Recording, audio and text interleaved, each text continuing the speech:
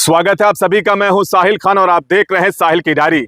इस वक्त यूपी के संत कबीरनगर जिले में विदेशी तेल का गोरख धंधा बड़े पैमाने पर किया जा रहा है, क्योंकि कल ही बस्ती के फूड कमिश्नर ने छापा मारकर बड़ी खेप को बरामद किया है। क्या है पूरा मामला, इस रिपोर्ट में देखिए।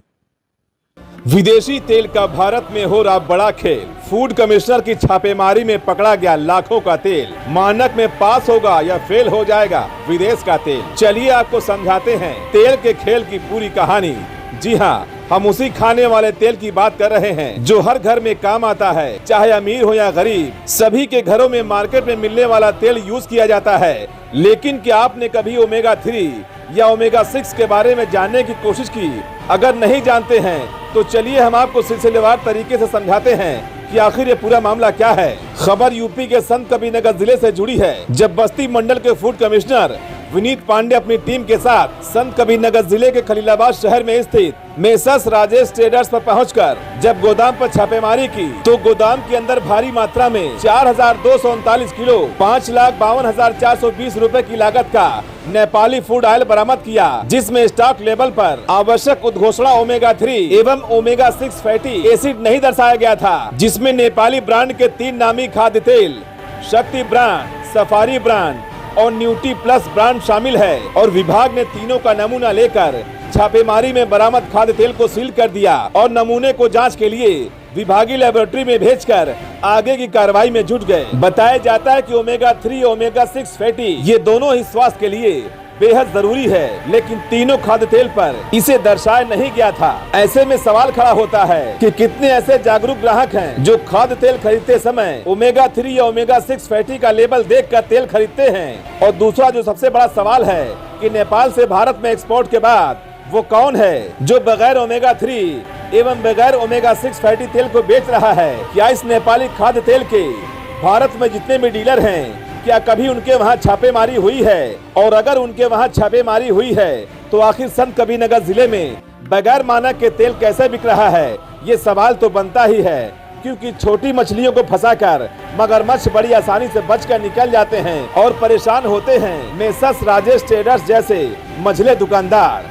ऐसे में अब देखने वाली बात होगी कि लेबोरेटरी में भेजे गए सैंपल में क्या कुछ निकल कर सामने आता है और संत कबीरनगर जिले में इस तेल को पहुंचाने वाले लोगों पर फूड विभाग के हाथ कब पहुंचते हैं, ये देखना बेहद दिलचस्प होगा।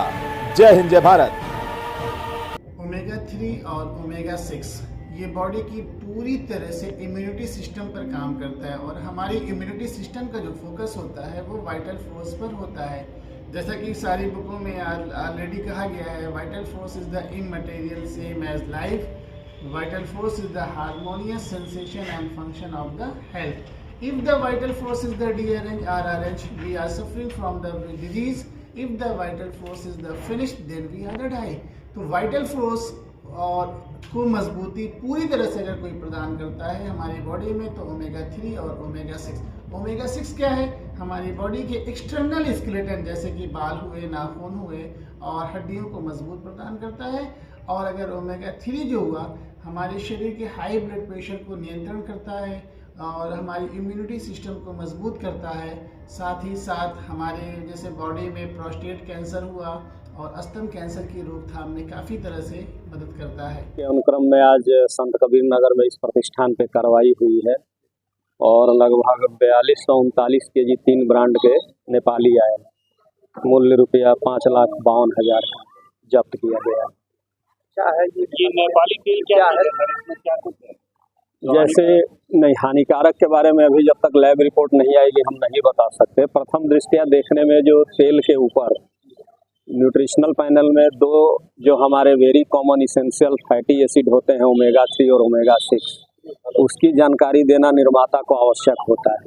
प्रथम दृष्टया इन तेल के ऊपर कंटेनर पर जो है इसकी उद्घोषणा नहीं की जा रही है, तो प्रथम दृष्टया मिथ्या छाप है। अब जांच रिपोर्ट के बाद अग्रेतर फिर इस पर निर्णय लिया जाएगा। कितने कट्टों का सील किया गया?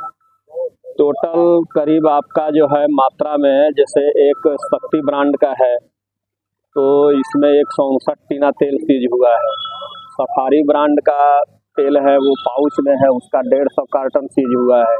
और न्यूट्री प्लस का जो है ब्रांड, इसका 24 टीना सीज किया गया है। सफारी का आधार तेल है, लेकिन इसको सील नहीं किया गया। नहीं, अब देखिए, नमूना प्रतीकात्मक होता है। जहाँ प्रोबेबिलिटी संभाव्यता जिस चीज़ की अधिक होती है, जैसे चावल आप पकाते हैं तो सारे दानों को नहीं टच करते हैं, एक दाना टच करके आप पता लगा लेते हैं कि अभी इसको पकाना है कि उतारना है।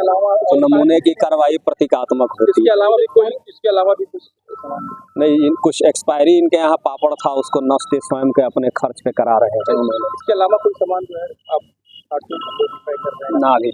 अगर आपके सामने कोई स्थायी माल अगर ध्वस्त नहीं किया जा रहा है तो उसकी क्या गारंटी है कि वो उसको ध्वस्त करेंगे? देखिए, एक्सपायरी, जब कोई खाद्य वस्तु एक्सपायर हो गई यानी कि उसको मार्केट में बिकना नहीं चाहिए। एक्सपायरी का मतलब ही है कि वो अपनी प्रोडक्ट की लाइफ को ख़त्म कर चुका है।